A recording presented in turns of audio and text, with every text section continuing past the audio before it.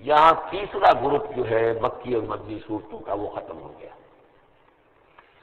مکی صورتیں 14، مدنی صرف 1 سورہ نور۔ اب یہ چوتھا گروپ شروع ہو رہا ہے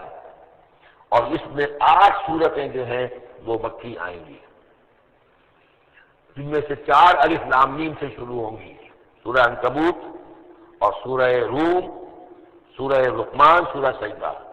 اور 4 جو ہیں یہ مختلف، ایک تو بغیر کسی حروف مقطعات کے ہے، یہ سورۃ الفرقان یہ پہلی ہے،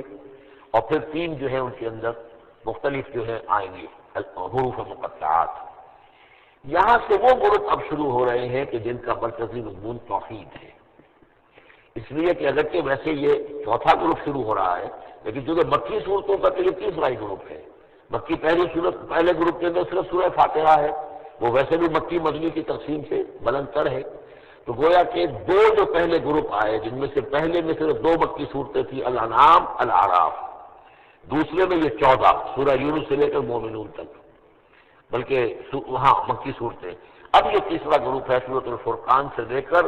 اور سورہ سجدہ تک، یہ 8 صورتیں ہیں۔ اس کے بعد مدنی صورت آئے گی سورہ احزاب، اور سورہ احزاب مانوی اعتبار سے جوڑا ہے سورہ نور کا۔ بسم اللہ الرحمن الرحیم، تبارک الذی نزل الفرقان علی عبدہ لیکون للعالمین نذیرا۔ وہی بابرکت ہے وہ ہستی جس نے کہ الفرقان نازل فرمایا اپنے بندے پر۔ یہ تیسری صورت ہے کہ جس کے مطلع میں پہلی آیت میں حضور کا جو تذکرہ ہے وہ عبد کی نسبت سے ہے۔ سورہ بنی اسرائیل، سبحان الذی اسری بعبدہ لیلا من المسجد الحرام الى المسجد الاقصی۔ سورہ کہف، الحمدللہ الذی انزل علی عبدہ الکتاب، اور یہاں پر اب یہ تیسری صورت ہے تبارک الذی نزل الفرقان علی عبدہ لیکون للعالمین نذیرا، تاکہ ہو جائیں تمام جہان والوں کے لیے خبردار۔ اس قرآن کے ذریعے سے محمد رسول اللہ کی رسالت ہے جو تا قیام قیامت جاری رہے گی۔ جس کو بھی قرآن پہنچ گیا، حضور کا انذار پہنچ گیا، وہ آیت یاد کر لیجیے سورہ انعام میں آئی تھی، قل اوحی الی ھذا القرآن لانذرکم بہ ومن بلغ۔ جس کو بھی قرآن پہنچ جائے، اب آگے پہنچانا امت کا کام ہے۔ الذی لہ ملک السماوات والارض، وہ کہ جس کے لیے ہے بادشاہی آسمانوں اور زمین کی، ولم یتخذ ولدا، یہ بہت مشابہ ہے سورہ بنی اسرائیل کی آخری آیت سے، اس نے کسی کو اپنی اولاد نہیں بنایا، ولم یکن لہ شریک فی الملک، اور نہ ہی اس کا کوئی ساتھی ہے حکومت میں، حکومت کے اختیارات میں، حاکمیت میں، وخلق کل شیء، اور اسی نے ہر شے کو پیدا کیا، وہ خالق ہے تنہا، باقی سب مخلوق ہے، وقدرہ تقدیرا، اور ہر شے کی پھر اس نے ایک اندازہ مقرر کر دیا ہے، ہر شے کے لیے ایک اندازہ ہے۔ واتخذوا من دونہ آلہۃ، اور انہوں نے اختیار کر لیے ہیں اس کے سوا ایسے آلہہ، ایسے دیوی اور دیوتا، لا یخلقون شیئا وہم یخلقون، جو کسی بھی شے کی تخلیق نہیں کرتے بلکہ وہ تو خود مخلوق ہیں، ولا یملکون لانفسہم ضرا ولا نفعا، اور نہ انہیں اختیار خود اپنے بارے میں کسی برائی کا یا بھلائی کا ہے، نہ کسی اچھائی کا اور نہ کسی برائی کا، ولا یملکون موتا ولا حیاتا ولا نشورا، نہ انہیں اختیار ہے موت کا، نہ اختیار ہے جینے کا، نہ اختیار ہے جی اٹھنے کا۔ وقال الذین کفروا ان ھذا الا افک افترا، اور کہا ان کافروں نے، یا یہ کافر کہتے ہیں یہ کچھ نہیں ہے، یہ قرآن جو ہے یہ گھڑ لیا ہے اس کو اس محمد نے صلی اللہ علیہ وسلم، ان ھذا نہیں ہے یہ الا افک افترا ہو، بلکہ ایک افک ہے، گھڑی ہوئی شے ہے جس کو کہ گھڑ لیا ہے اس نے، وَعَانَهُ عَلَيْهِ قَوْمٌ آخَرُونَ، اور اس میں مدد کی ہے اس کی کچھ اور لوگوں نے، یعنی محمد کو یہ ساری معلومات تو نہیں ہو سکتی تھی، لیکن یہ کہ کچھ اور لوگ ہیں، کوئی نہ کوئی اس نے بنا رکھا ہے، کوئی پینل ہے کہ جو ان کو یہ ساری مدد دے رہا ہے اس تصنیف کے اندر اس کتاب کی۔ قومن آخرون فقط جاؤ ظلم و زورا، تو انہوں نے بڑی ہی ظلم پر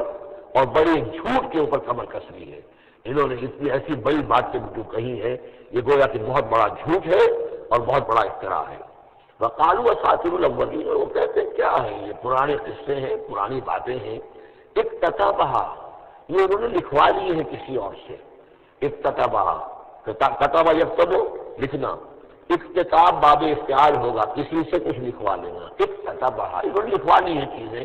فَهِيَ تُمْلَى عَلَيْهِ بُكْرَةً وَأَصِيلًا، اور یہ ان کو پھر ڈکٹیٹ کرائی جاتی ہے، املا کرائی جاتی ہے صبح شام۔ صبح شام کوئی آتا ہے، کوئی شخص ان کو بتاتا ہے، وہ پھر یہ یاد کر لیتے ہیں، اور صبح شام جو کچھ آتا ہے اس کو پھر آ کے ہمیں سناتے ہیں، بھونک جماتے ہیں کہ وہی آئی ہے۔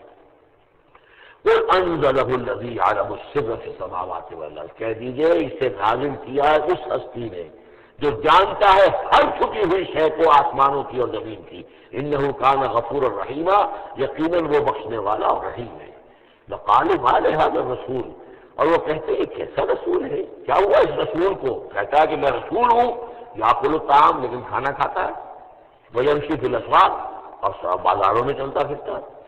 کہیں کوئی چیز آپ خریدتے بھی ہوں گے اپنے گھر کے معاملات کے اندر، یا اس سے پہلے تو آپ کاروبار بھی کیا کرتے تھے، یہ بازاروں میں ہماری طرح چلتا پھرتا ہے، کھانا اس کو کھانے کی حاجت ہوتی ہے، یہ کیسے رسول ہو گیا؟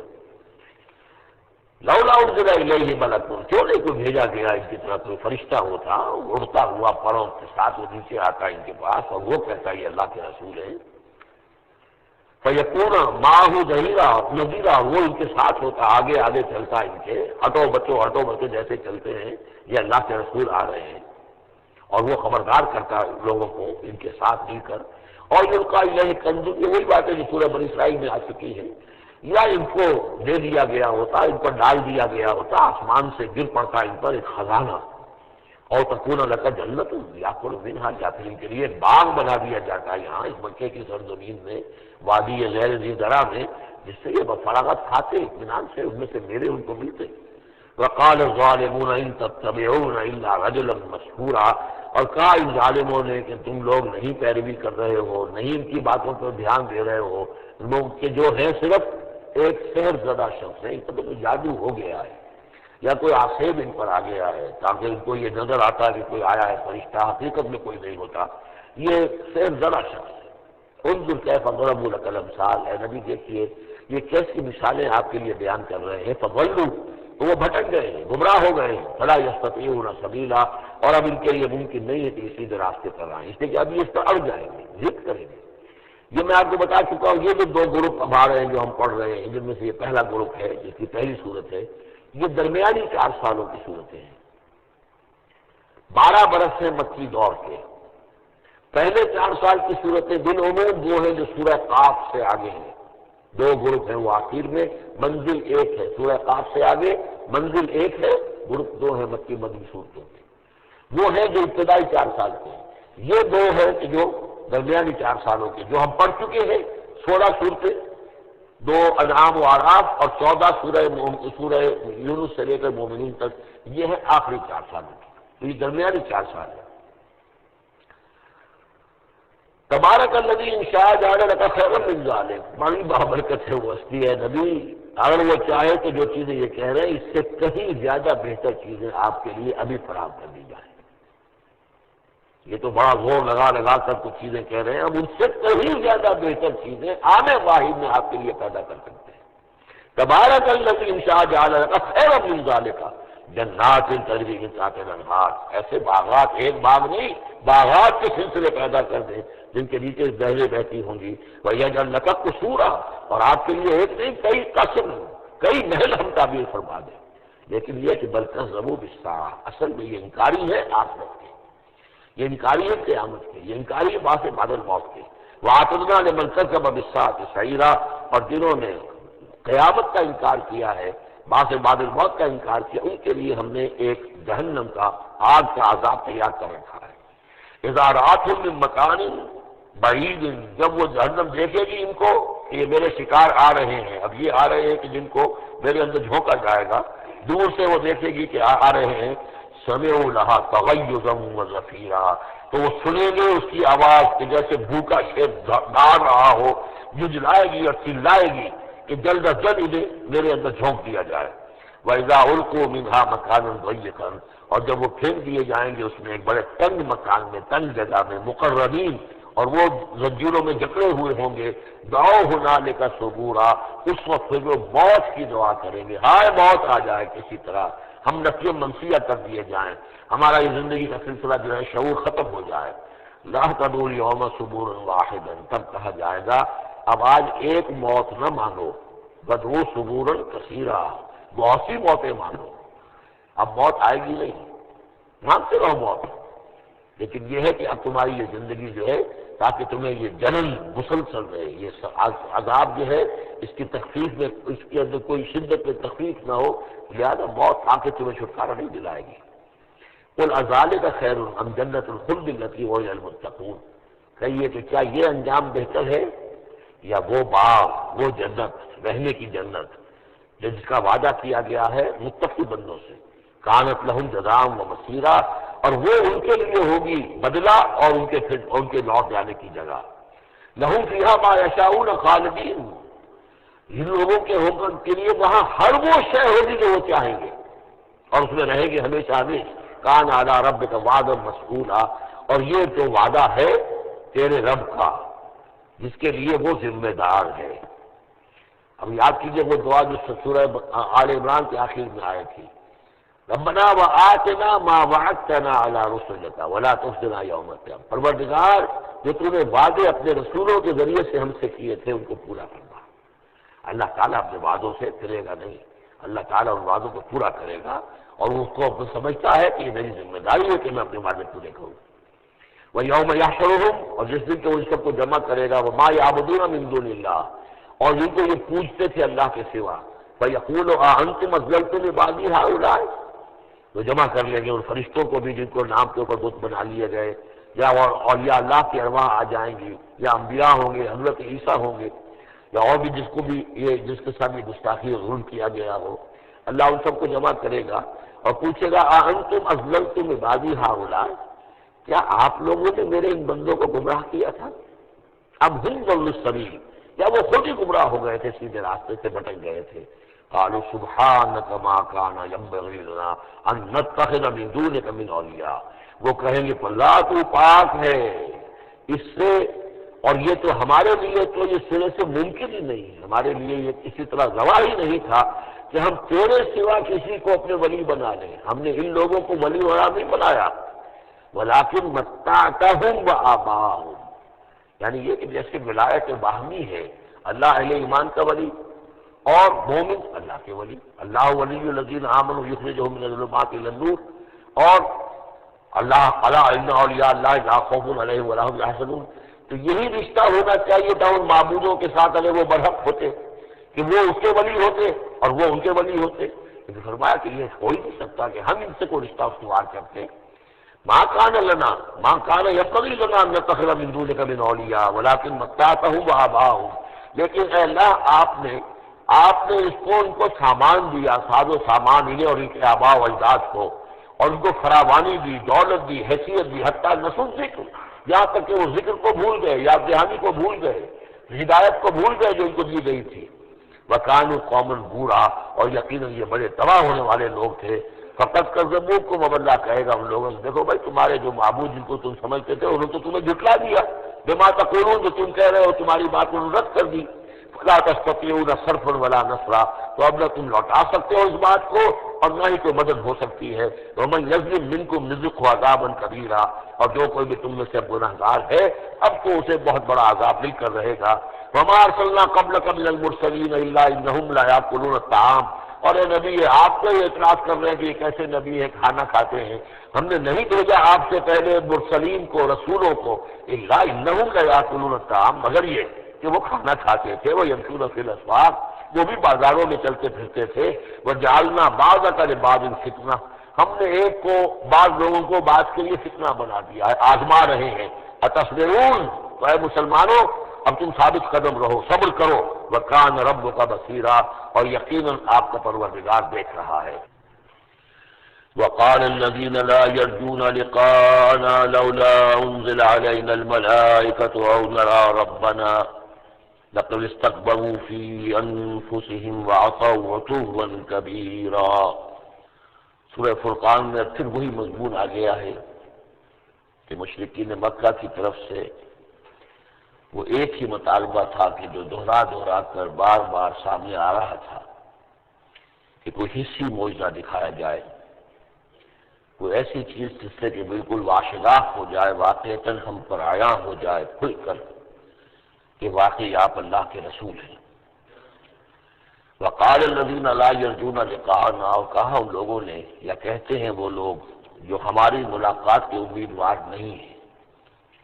اسی لیے ان میں سرکشی ہے، لاؤبالیانہ پن ہے۔ لولا انزل علینا الملائکہ، کیوں نہیں ہم پہ فرشتے اوپر آتے؟ اگر اللہ کو بھیجنا ہی ہے کوئی پیغام ہمیں تو فرشتوں کے ذریعے سے بھیجے، اور نرا ربنا، یا ہم اپنے رب کو خود دیکھیں، رب خود سامنے آئے۔ لقد استکبروا فی انفسہم، انہوں نے بہت تکبر کیا ہے اپنے آپ میں، اپنا جو مقام انہوں نے سمجھا ہے کہ فرشتے ان سے کلام کریں اور اللہ ان سے ہم کلام کو، تو در حقیقت یہ ان کے تکبر کی بنیاد پر ہے۔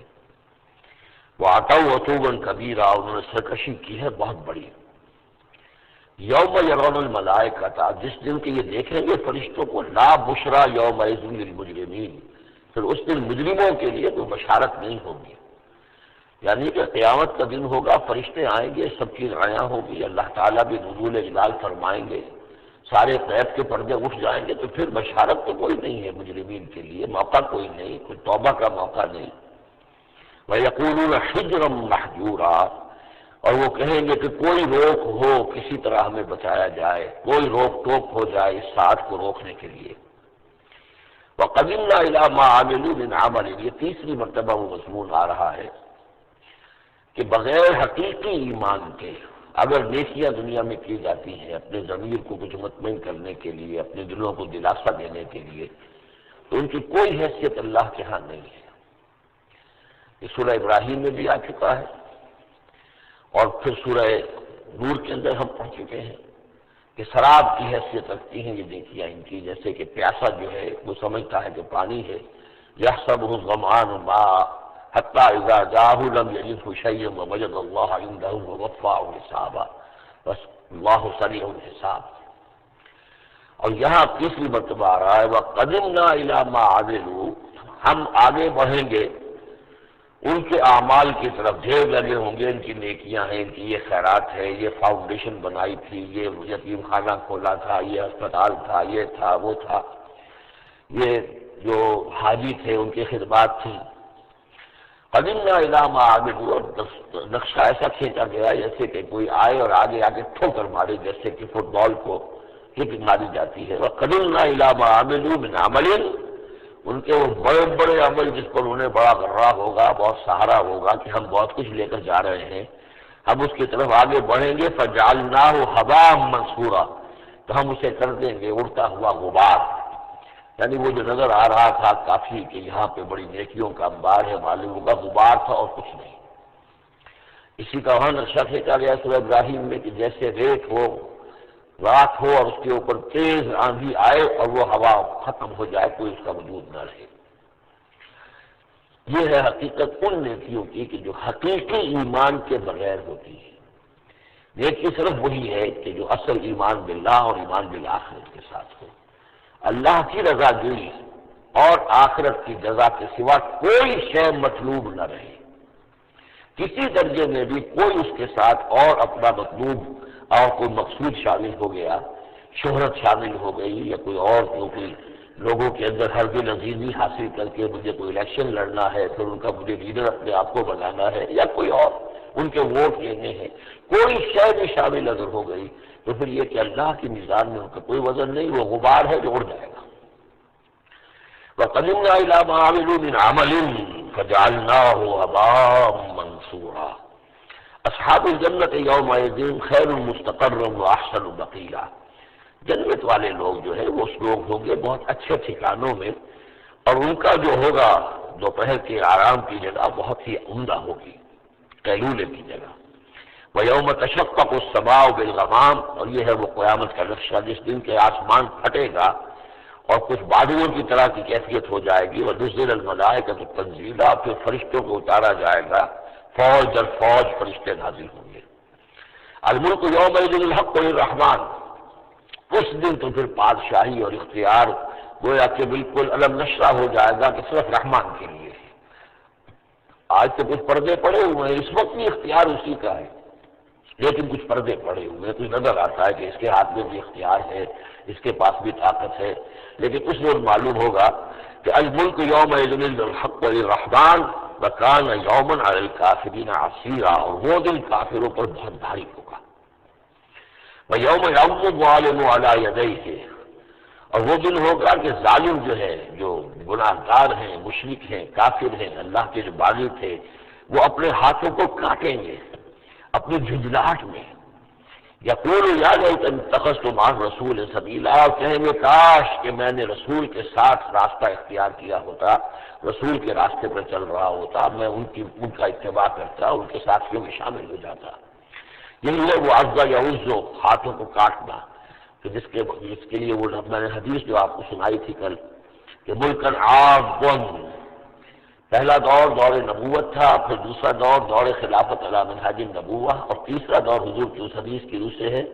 ملکن عاضن، کاٹ کھانے والی ہوں ملوکیت، ایسی ملوکیت جو ظالم ہوگی۔ یا ویلتا، وہ سوچیں گا کافر کہ ہائے میری شامت، لیتنی لم اتخذ فلانا خلیلا، کاش کہ میں نے اس دن فلاں شخص کو اپنا دوست نہ بنایا ہوتا، میں نے دنیا میں فلاں شخص کو اپنا دوست نہ بنایا ہوتا، یعنی اس نے مجھے پھر ورگلایا، میرا تو دل کچھ کھلنے لگا تھا، مجھ پر حقیقت منکشف ہونے لگی تھی، میں تو کچھ مائل ہونے لگا تھا رسول کی طرف، لیکن فلاں میرے دوست نے مجھے پھر ورگلایا اور مجھے اس راستے سے واپس لے گیا۔ یا ویلتا لیتنی لم اتخذ فلانا خلیلا لقد اضلنی عن الذکر بعد اذ جاءنی، اس نے مجھے گمراہ کیا، بھٹکا دیا ذکر سے جبکہ وہ میرے پاس پہنچ گیا تھا۔ یعنی ذکر کا پہنچ جانا ایک تو یہ ہے کہ اللہ کے رسول نے مجھے سنا دیا، دوسرے کہ میرے دل کے اندر بھی وہ اترنے لگا تھا، وہ مجھ تک پہنچ گیا تھا، میرے دل کے تاروں کو چھیڑنے لگا تھا، جیسے کہ کہا گیا ہے وَقُلْ لَهُمْ فِي أَنفُسِهِمْ قَوْلًا بَلِيغًا، اے نبی ایسی بات کہیے ان سے کہ جو ان کے اتر جائے، جو پہنچ جائے، ان کی روح کی گہرائیوں تک اس کی رسائی ہو جائے، وہ بات کہیے۔ تو یہ بات مجھ تک پہنچنے لگی تھی، لیکن اس نے مجھے گمراہ کر دیا۔ وَكَانَ الشَّيْطَانُ لِلْإِنسَانِ خَذُولًا، اور یقیناً شیطان جو ہے وہ انسان کو دغا دینے والا ہے۔ وقال الرسول یا رب ان قومی اتخذوا هذا القرآن مہجورا، اور رسول نے کہا، فریاد کی، اے اللہ، اے میرے پروردگار،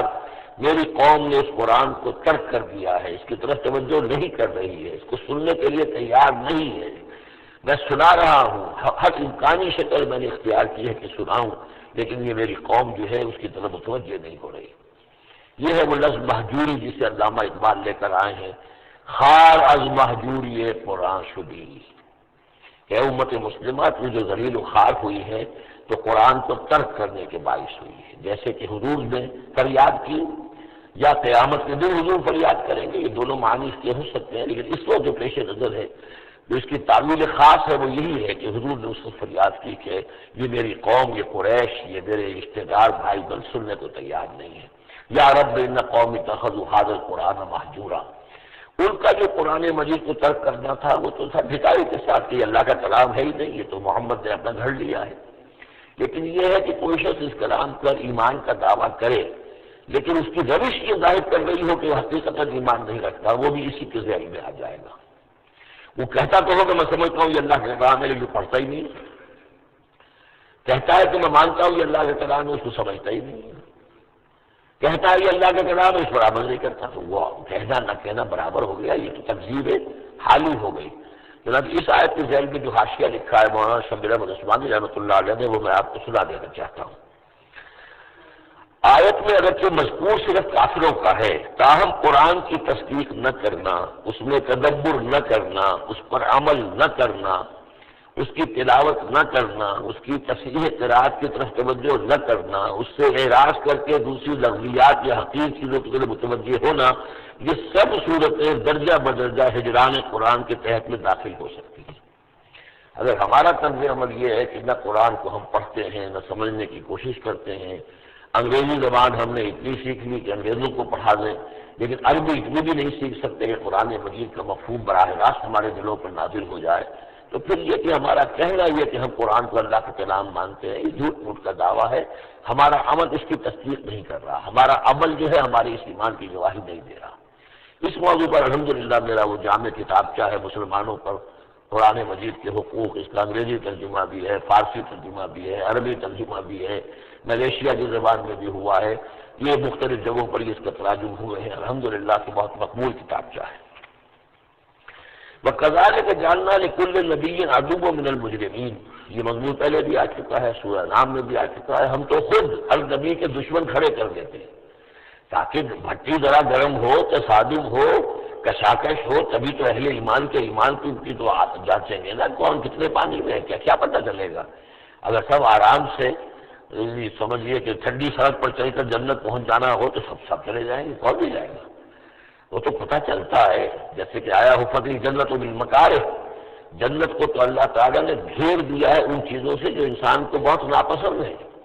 تکلیفیں آتی ہیں، مصیبتیں آتی ہیں، وَلَنَبْلُوَنَّكُمْ بِشَيْءٍ مِّنَ الْخَوْفِ وَالْجُوعِ وَنَقْصٍ مِّنَ الْأَمْوَالِ وَالْأَنفُسِ وَالثَّمَرَاتِ، تو جنت والے تو سے ممیز ہوتے ہیں کہ واقعتاً یہ جنت کی قیمت ادا کرنے کو تیار ہے۔ ان اللہ اشترى من المؤمنین انفسهم واموالهم بان لهم الجنہ، جنہ خریدنا چاہتے ہو تو تمہیں اپنے جان اور مال کب دینا ہوگا۔ كذلك جعلنا لكل نبي عدوا من المجرمين، اسی طرح ہم نے ہر نبی کے لیے مجرموں میں سے دشمن کھڑے کر دیے۔ وكفى بربك هاديا ونصيرا، اور کافی ہے تیرا رب ہدایت دینے کے لیے، جو بھی ہدایت کا طالب ہوگا اللہ ہدایت دے گا اور اس کی مدد بھی کرے گا۔ وقال الذين كفروا لولا نزل عليه القرآن جملة واحدة، یہ ایک اور اعتراض تھا ان کی طرف سے۔ وہ لوگوں نے کہا یہ کہ کیوں نہیں اتر گیا ان پر قرآن پورا کا پورا ایک ہی مرتبہ، یعنی اس میں ایسے میں جو امپلائڈ ہے ان کا اعتراض وہ یہ تھا کہ جیسے تورات تھی وہ تو حضرت موسیٰ کو ایک دم ساری دے دی گئی لکھی ہوئی تختیوں کے اوپر۔ یہ جو حضور کہہ رہے ہیں صلی اللہ علیہ وسلم کہ مجھ پر یہ تھوڑا تھوڑا قرآن نازل ہو رہا ہے، تو اس میں مشابہت پیدا ہو گئی ظاہری طور پر کہ جیسے کوئی شاعر ہوتا ہے تو سارا دیوان ایک دن میں تو نہیں وہ لا سکتا، وہ تو تھوڑا تھوڑا ایک جگہ کہے گا، قصیدہ کہے گا، پھر کچھ کوشش کرے گا، پھر کوئی اچھی کوئی اور نظم لائے گا، پھر وہ جمع ہو کر دیوان بنے گا۔ تو اس اعتبار سے ان کا اعتراض تھا کہ کیوں نہیں قرآن پورا کا پورا پر نازل ہو جاتا۔ كذلك لنثبت به فؤادك، یہ ہم نے اس لیے کیا ہے محمد صلی اللہ علیہ وسلم کہ اس کے ذریعے سے آپ کا دل اس پر ٹھک جائے۔ ورتلناہ ترتیلا، یعنی یہ کہ حالات کی مناسبت کے ساتھ ساتھ یہ نازل ہو رہا ہے، اور یہ کہ صرف حضور کا نہیں بلکہ اہل ایمان پوری جماعت، اس لیے کہ بر وقت جب رہنمائی آتی تھی اور بر وقت جو حالات تھے اس وقت ان کے حوالے سے گفتگو ہوتی تھی تو انہیں تسکین حاصل ہوتی تھی، انہیں یہ حوصلہ ملتا تھا کہ آج جو کچھ ہمارے ساتھ ہو رہا ہے یہی نوح کے ساتھ، ہود کے ساتھ، صالح کے ساتھ ہو چکا ہے، اور بالآخر جو ہے اللہ تعالیٰ نے ان سب کو کامیاب کیا اور انہیں بچا لیا، اور باقی ان کے دشمن جو ہیں وہ ملیا بیٹ ہو گئے، تو اس سے ان کے دلوں کو سہارا ملتا ہے۔ وَلَا يَأْتُونَكَ بِمَثَلٍ إِلَّا جِئْنَاكَ بِالْحَقِّ، اور یہ کوئی بھی اعتراض آپ پر نہیں کریں گے، کوئی بھی مسئلہ آپ کے سامنے پیش نہیں کریں گے مگر یہ کہ ہم اس کے جواب میں حق لے آئیں گے آپ کے پاس، ان کو پورا جواب مل جائے گا، وَأَحْسَنَ تَفْسِيرًا، اور بہترین تشریح ہم کھول کر دیں گے۔ الَّذِينَ يُحْشَرُونَ عَلَىٰ وُجُوهِهِمْ إِلَىٰ جَهَنَّمَ، وہ لوگ کہ جو اپنے منہ کے بل اوندھے منہ جمع کیے جائیں گے جہنم کی طرف، اولئک شر مکانا واضل سبیلا، یہ لوگ ہوں گے کہ جو بہت ہی برے ہوں گے اپنے مقام اور مرتبے کے اعتبار سے، اور بہت ہی بھٹکے ہوئے ہوں گے سواء سبیل سے، سیدھے راستے سے۔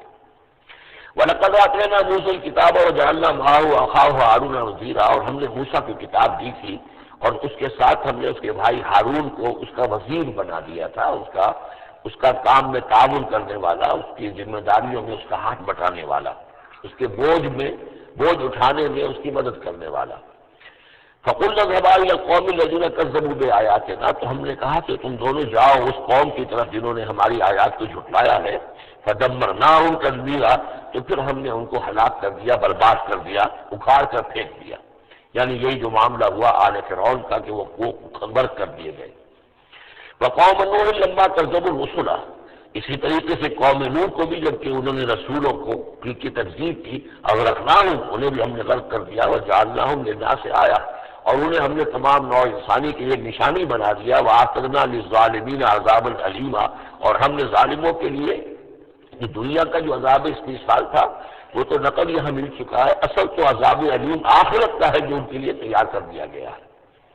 وعادا وثمود واصحاب الرس وقرون بین ذلک، اور یہی معاملہ ہوا قوم عاد کا، قوم سمود کا اور کنویں والوں کا۔ اس کے بارے میں کوئی زیادہ صراحت کے ساتھ کوئی ایک رائے نہیں ہے کہ یہ بھی کوئی ایک قوم تھی جس کے پاس رسول بھیجے گئے، ان کے رسول کا کیا نام تھا، وہ قوم کب اور کہاں تھی، اس کے بارے میں کوئی اتفاق رائے نہیں ہے۔ وقرون، لیکن یہ جو معلوم ہوتا ہے کہ انہوں نے اپنے رسول کو کسی کنویں کے اندر بند کر دیا تھا، تو وہ رس کہتے ہیں کنواں، کنویں والے، وقرون بین ذالک، اور پھر یہ کہ ان کے مابین اور بہت سی بھی قومیں اور نسلیں اٹھی، وکلا ضربنا لہ الامثال، اور ہم نے ان سب کے لیے اپنے اپنے وقت پر ہم نے دلیلیں دی، حقائق واضح کر دیے، تمثیلیں بیان کی، وکلا تبرنا تتبیرا، لیکن بالآخر ان کے انکار کی پاداش میں ان سب کو ہم نے غارت کر دیا۔ وَلَقَدْ أَتَوْا عَلَى الْقَرْيَةِ الَّتِي أُمْطِرَتْ مَطَرَ السَّوْءِ، اور یہ لوگ آتے جاتے ہیں اس بستی پر کہ جس پر بڑی بری بارش ہوئی تھی، یعنی یہی سدوم اور عامورہ کی بستیاں۔ افلم یکونوا یرونہا، تو کیا یہ اس کو دیکھتے نہیں ہیں؟ یہ جب جاتے ہیں قافلہ لے کر اپنے اس کے قریب سے گزرتے ہیں، وہاں کے وہ کھنڈرات ہیں ان کی نگاہوں کے سامنے آتے ہیں، تو کیا یہ اس کو دیکھتے نہیں ہیں؟ بل کانوا لا یرجون نشورا، لیکن یہ کہ ان کو جی اٹھنے کی اور بعد سے بعد الموت کی امید نہیں ہے، کیونکہ وہ خیال نہیں ہے، لہذا ان آیات کو، ان حقائق کو یہ دیکھتے ہیں، گزر جاتے ہیں اندھوں کی طریقے سے، اس سے سبق نہیں سیکھتے۔ وَإِذَا رَأَوْكَ إِن يَتَّخِذُونَكَ إِلَّا هُزُوًا، اور اے نبی جب یہ آپ کو دیکھتے ہیں تو بس یہ پھر آپ کا مذاق اڑانا شروع کر دیتے ہیں۔ یہ بھی ایک طریقہ ہوتا ہے،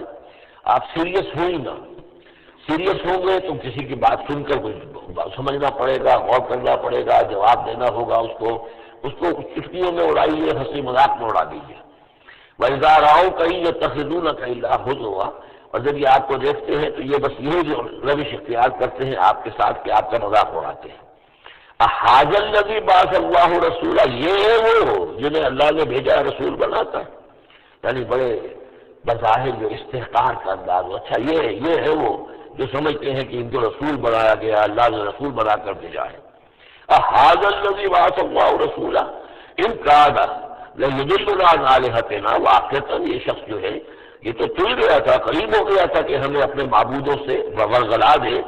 لولا ان صبرنا علیہا، اگر ہم اپنے معبودوں پر ثابت قدم نہ رہتے، صابر نہ رہتے، جمع نہ رہتے، اگر ہم نے ان کے ساتھ وفاداری کا رشتہ جو ہے، وفاداری بشرط استواری عین ایمان ہے، اگر ہم نے اس وفاداری کا رشتہ اپنے معبودوں کے ساتھ استوار نہ کیا ہوتا تو اس شخص نے تو واقعی ہمیں برگشتہ کر دیا تھا۔ وَسَوْفَ يَعْلَمُونَ حِينَ يَرَوْنَ الْعَذَابَ مَنْ أَضَلُّ سَبِيلًا، ان قریب وہ جان لیں گے جب وہ عذاب کو دیکھیں گے کون تھا بھٹکا ہوا راستے سے، آیا محمد اور ان کے ساتھی صلی اللہ علیہ وسلم ورضی اللہ تعالیٰ عنہم اجمعین، یا یہ کہ تم لوگ۔ أَرَأَيْتَ مَنِ اتَّخَذَ إِلَٰهَهُ هَوَاهُ، یہ مضمون قرآن میں پھر آگے بھی آئے گا، لیکن نوٹ کر لیجیے اس کو، شرک کی یہ ایک اہم قسم ہے۔ بڑے بڑے موحدین جو ہیں وہ اپنی جگہ سمجھتے ہوں، بڑے جوادری موحد اپنے آپ کو، وہ بھی ذرا غور کریں کہ شرک ایک یہ بھی ہے، شرک صرف قبر پرستی نہیں ہے، شرک صرف یا رسول اللہ کہنا یا علی کہنا وہ بھی شرک ہے، لیکن صرف یہی شرک نہیں ہے، شرک یہ بھی ہے۔ أَرَأَيْتَ مَنِ اتَّخَذَ إِلَٰهَهُ هَوَاهُ، کیا تم نے دیکھا اس شخص کو جس نے اپنی خواہش نفس کو اپنا خدا بنا لیا؟ نفس کہتا ہے مجھے یہ چاہیے،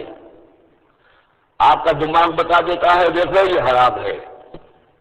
لیکن آپ نفس کا حکم مانتے ہیں، اللہ کے حکم کو پیچھے ڈال دیتے ہیں۔ کون معبود ہوا آپ کا؟ اللہ معبود ہے یا نفس معبود ہے؟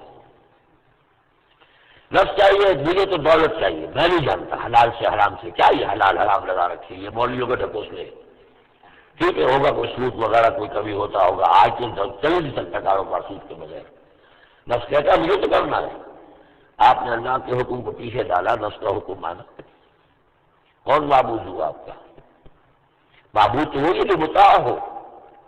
آپ نے دیکھا کہ انہوں نے کہا تھا فرعون نے، جو ہماری قوم جس کی قوم ہماری عابدین ہے، عابدون ہے، جو ہماری اطاعت کرتی ہے غلام ہے۔ اب جو ہوتا ہے جو آقا کا حکم مانتا ہے، غلامی کرتا ہے، حکم مانتا ہے، فرما برداری کرتا ہے، تو تم نے نفس کی فرما برداری کی، تو تمہارا نفس جو ہے وہ تمہارا معبود ہے۔ چاہے تم چلے کاٹتے رہو، لا الہ الا اللہ کے جو ہے وظیفے کرتے رہو لمبی لمبی، لیکن اگر نفس پرستی کر رہے ہو، اگر نفس کی خواہشات پر عمل کرتے ہو اور اس میں حرام کو بھی اختیار کر لیتے ہو جس کو اللہ نے حرام کیا ہے، تو نفس تمہارا معبود ہے۔ کہہ رہے ہیں لا الہ الا اللہ، لا الہ الا اللہ، اور ہے ان کا معبود وہ خود ان کا نفس ہے۔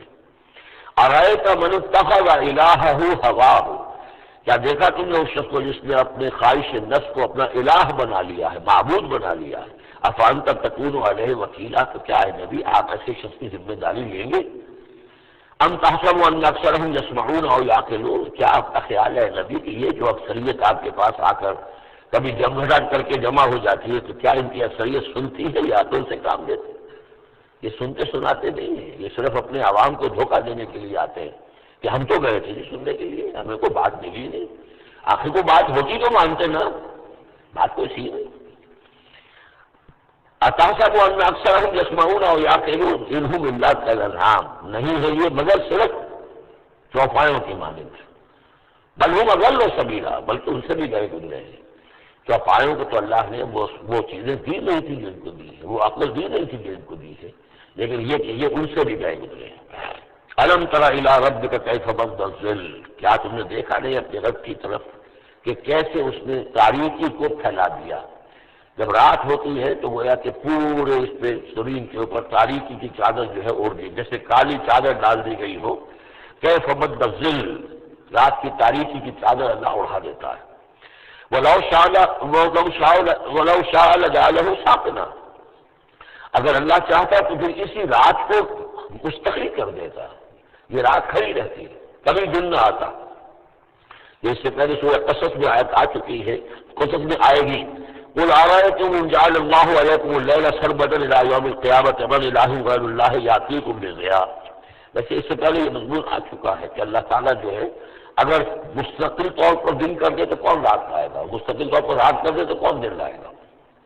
تو اگر یہ رات قائم رہتی، اللہ چاہتا تو اس قائم رات ہی رہتی۔ ثم جعلنا الشمس علیہ دلیلا، پھر ہم سورج کو جب روشن کرتے ہیں، سورج جو تو اس سے یہ ہے کہ رہنمائی ملتی ہے، پھر اس سے معلوم ہوتا ہے یہ روشنی ہے اور وہ تاریکی تھی۔ تو رفع الاشیاء بازدادها ثم قبضناہ الینا قبضا یسیرا، جب سورج طلوع ہوتا ہے تو آپ نے دیکھا ہوگا سائے بڑے لمبے پڑے ہوئے ہیں، پھر رفتہ رفتہ سورج اوپر ہونا شروع ہوا اور سایہ سمٹنا شروع ہوا، گویا کہ کوئی کھینچ رہا ہے، تناظر کھینچ رہا ہے، ان کی یہ سائے جو ہے اب سمٹ کر آ رہے ہیں، پھر ہم ان سایوں کو، ان تاریخوں کو، ذل کو اپنے قبضے میں لے لیتے ہیں، گھسیٹ لیتے ہیں۔ ثم قبضناہ الینا قبضا یسیرا وهو الذی جعل لکم اللیل لباسا، اور وہی ہے اللہ جس نے کہ تمہارے لیے رات کو بنا دیا ہے اوڑھنا، والنوم سباتا، اور رات کو بنا دیا ہے آرام اور استراحت، وجعل النہار نشورا، اور دن کو بنا دیا ہے نکل کر پھیلنے کی اور دنیا میں اور جو کام کرنے ہیں اس کے لیے مناسب ماحول بنا دیا۔ وهو الذی ارسل الرياح بشرا بین یدی رحمتہ، اور وہی ہے کہ جو بھیجتا ہے ہوائیں بشارت دیتی ہوئی اس کی رحمت کے آگے آگے، رحمت باران رحمت، باران رحمت کے آنے سے پہلے پہلے آگے آگے اسے ٹھنڈی ہواؤں کے جھونکے آتے ہیں۔ وَأَنزَلْنَا مِنَ السَّمَاءِ مَاءً طَهُورًا، اور ہم نے اتارا آسمان سے پانی جو کہ بڑا پاک ہے اور پاکی حاصل کرنے کا ذریعہ ہے۔ جب پانی برستا ہے تو سب سے پہلے تو وہ فضا کو پاک کرتا ہے، صاف کرتا ہے، اس کے جتنے بھی اس میں گرد و غبار ہے، جو پولیوشن ہے، اس سب کو بارش جو ہے اس کو صاف کرتی ہوئی نیچے لے آتی ہے، اور پھر اس کو لے جا کر سمندر کے اندر ڈال کر، اور پھر ڈسٹیلیشن وہاں سے شروع ہوتا ہے، اور وہ سارا گند وغیرہ جو ہے وہ سمندروں کے اندر رہ جاتا ہے، اور پھر بالکل صاف بخارات جو ہیں، بالکل صاف پانی جو ہے وہ اوپر جاتا ہے۔ تو یہ سائیکل ہے جو چل رہا ہے، اور یہ پانی ہی پھر اللہ تعالیٰ نے دنیا میں طہارت کے لیے ذریعہ بنا دیا ہے، صفائی کے لیے، پاکی کے لیے، مان طہورا لنحیی بہ بلدۃ میتا، تاکہ ہم زندہ کریں اس کے ذریعے سے ایک مردہ آبادی کو، مردہ علاقے کو، مردہ زمین کو۔ ونسقیہ مما خلقنا انعاما واناسیا کثیرا، اور پھر ہم وہ پانی پلاتے ہیں اپنی مخلوقات میں سے جو بہت سے چوپائے ہیں اور بہت سے انسان ہیں۔ تو یہ پانی کا جو سائیکل چل رہا ہے، اس سے ایک طرف صفائی ہوتی ہے، فضا کی صفائی، زمین کی صفائی، اشخاص اور افراد بھی پھر اپنی صفائی نہانے دھونے کے لیے استعمال کرتے ہیں۔ اس کو ہمارے یہاں کہا جاتا ہے یونیورسل کیریئر۔ پانی کہیں کنزیوم نہیں ہوتا باڈی کے اندر، یہ جسم کے اندر یہ وہاں بھی سرکولیشن کا ذریعہ بنا ہوا ہے، خون کو سرکولیٹ کرنے کا، اور اسی کے ذریعے سے جو بھی وہ چیزیں ہیں کہ جو میٹابولزم کے جو نتائج ہیں کہ جن کو نکالنا جسم سے ہوتا ہے، وہ کہیں گردے کے ذریعے سے، کہیں وہ پھیپھڑوں کے ذریعے سے وہ چیزیں نکلتی ہیں۔ تو در حقیقت یہ پانی کا کام صفائی ہے، ہمارے جسم کے اندر بھی یہ صفائی کا کام کرتا ہے۔ وَلَقَدْ صَرَّفْنَا بَيْنَهُمْ لِيَذَّكَّرُوا، اور اس کو ہم نے گردش میں رکھا ہوا ہے لوگوں کے مابین، یہ پانی گردش کی جو میں نے عرض کیا تھا اس سے پہلے بھی، واٹر سائیکل جو ہے کہ یہ پہاڑوں کے اوپر جا کر جو ہے یہ اوور ہیڈ ٹینکس بن جاتے ہیں، یہ گلیشیئر سے بڑے بڑے کروڑ ارب ٹن جو ہے اس وہاں پر وہ برف پڑی ہوئی ہے، وہ پانی ہے۔ اب یہ کہ اگر آپ کو اسٹور کا ہی کرنا پڑتا ہے اتنا پانی، تو کس طرح کے اسٹور بناتے اور کیسے ٹینک بناتے، لیکن وہ پانی وہاں پہ رکھا ہوا ہے، اوور ہیڈ ٹینکس ہیں، کتنی اونچائی پر ہے۔ اب کوہ ہمالیہ کے اوپر جو ہے تو گویا کہ ہماری اس سطح سے 6 میل اوپر ہے وہ،